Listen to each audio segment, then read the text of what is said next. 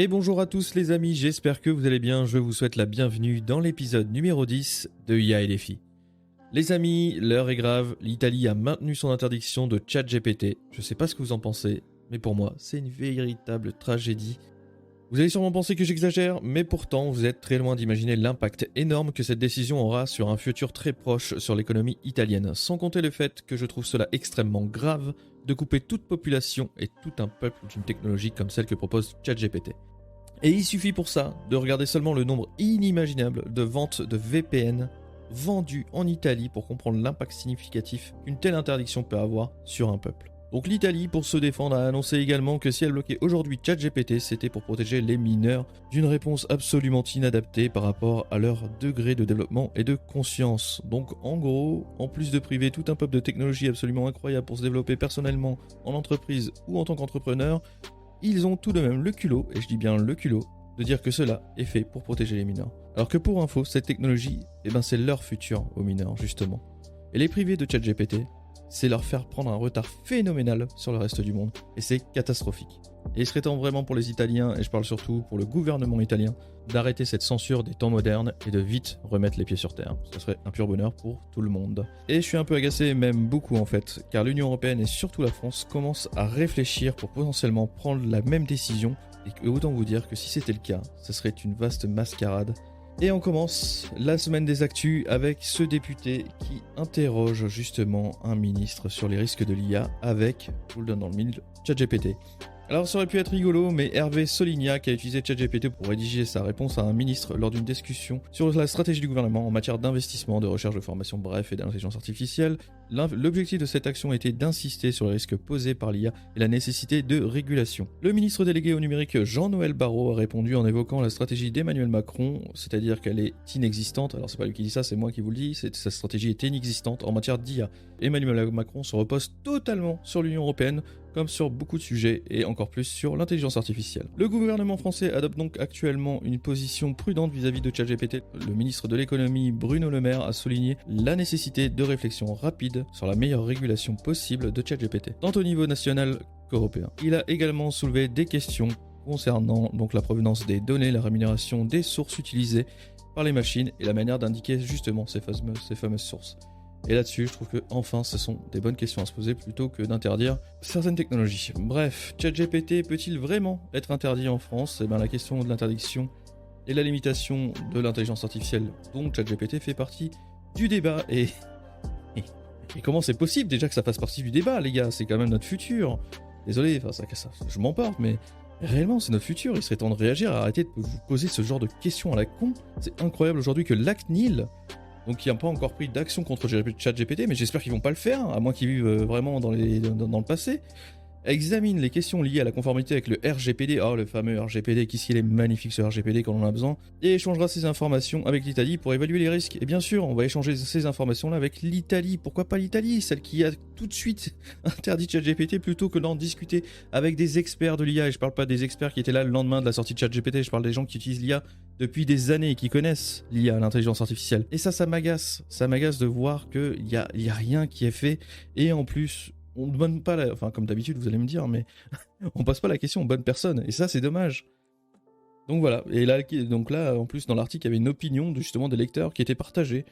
Certains appréciaient les avantages de ChatGPT, et d'autres suggèrent de demander directement à l'IA sa position sur l'interdiction potentielle en France. C'est-à-dire que ceux qui demandent ça, clairement, pensent que ChatGPT est une machine avec des sentiments, avec des avis, des émotions, etc.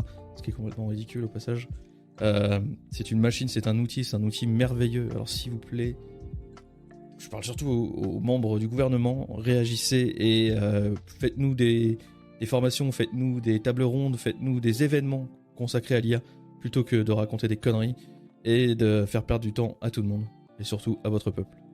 On passe à un sujet un peu plus simple, je suis désolé, c'était un peu dur, mais c'était le coup de gueule que j'avais envie de passer cette semaine. Alors désolé les amis, c'est vrai qu'on n'a pas l'habitude de m'entendre râler, mais là j'avais vraiment envie de pousser ce coup de gueule. L'interface de l'intelligence artificielle générée pour Gmail enfin dévoilée, donc Google qui a intégré l'IA générative dans Gmail avec la fonctionnalité « Aidez-moi à écrire » permettant aux utilisateurs d'indiquer ce que Gmail doit écrire et de générer un texte approprié.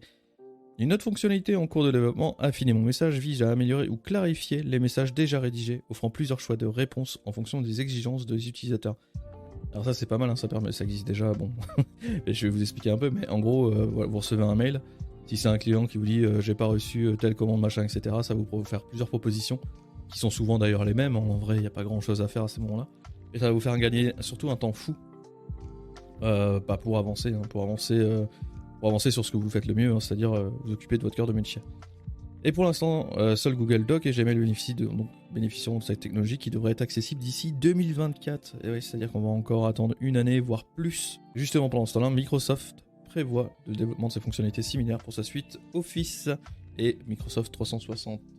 Allez, on passe à des bonnes nouvelles concernant l'intelligence artificielle. Des chercheurs australiens contrôlent un robot quadrupède avec la pensée. Donc c'est le petit robot de Boston Dynamics. Je sais plus son nom exact, mais c'est une prouesse technologique. Des chercheurs de l'université de technologie justement de Sydney ont développé un biocapteur permettant de contrôler un robot quadrupède par la pensée. Le capteur composé donc de graphène et de silicium, oui je sais très bien ce que c'est, je suis sûr que vous aussi, est placé sur le cuir chevelu et utilise donc des décodeurs d'ondes cérébrales combinés à des capteurs pour interagir avec le robot. Donc l'utilisateur n'a plus qu'à se concentrer sur un modèle d'affichage dans le casque HoloLens de Microsoft et un algorithme traite les données recueillies pour que l'intelligence artificielle interprète les commandes cérébrales. Ce système permet de lancer 9 commandes en 2 secondes, offrant un contrôle précis et rapide de la machine. Des chercheurs envisagent des applications potentielles dans divers secteurs tels que l'industrie, la médecine et l'accessibilité. Forcément, la médecine et l'accessibilité, imaginez une personne qui est très traplégique, ce genre de technologie serait juste fantastique pour bouger justement tout ce qui est fauteuil roulant, pour contrôler les lits médicalisés, pour la télé, pour même le café. On rigole avec ça fait le café, mais oui, un jour on pourra contrôler avec la pensée la machine à café parce que ce sera utile à certaines personnes. Et c'est incroyable, vraiment, ça montre à quel point l'IA en fait nous permet de faire des avancées extraordinaires mélangées à d'autres technologies. Et c'est fou. Bravo à ces chercheurs justement de Sydney.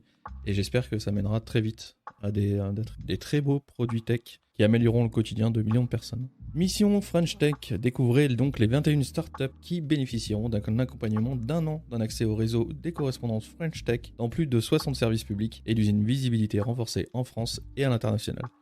Les secteurs concernés par ces startups sont la santé numérique, les dispositifs médicaux innovants, la bioproduction et les maladies infectieuses. Parmi les solutions proposées, on retrouve notamment des technologies en réalité augmentée, des dispositifs non invasifs, des tests de diagnostic portable, des vaccins universels et des traitements à base de cellules souches. Et voilà une excellente nouvelle, bravo Cocorico, comme quoi la France peut faire aussi de très très belles choses.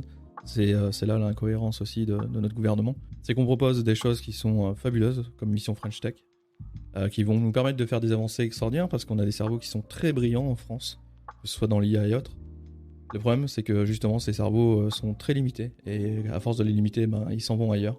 Donc ce genre d'initiative est à encourager et moi je suis de très près en tout cas ces startups et voir ce qu'elles vont nous sortir d'ici quelques mois, voire années.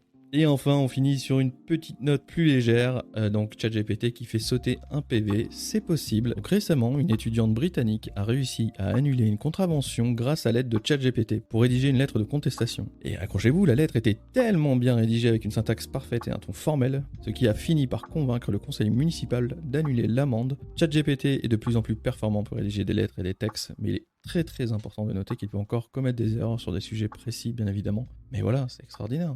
Enfin voilà pour moi les amis, c'est tout pour cette semaine. Alors c'est vraiment plus court que d'habitude, je suis désolé, c'est juste que là j'ai ma compagne qui va pas tarder à coucher et j'ai beaucoup de choses à prévoir avec elle. Nous on se retrouve mardi prochain à 14h, sauf si l'accouchement se fait mardi prochain, mais on se retrouve mardi prochain à 14h. Les news seront peut-être plus chargées aussi car pas mal de choses commencent à bouger de ce côté-là. Sur ce, surtout, prenez soin de vous, passez une excellente semaine et surtout, restez curieux.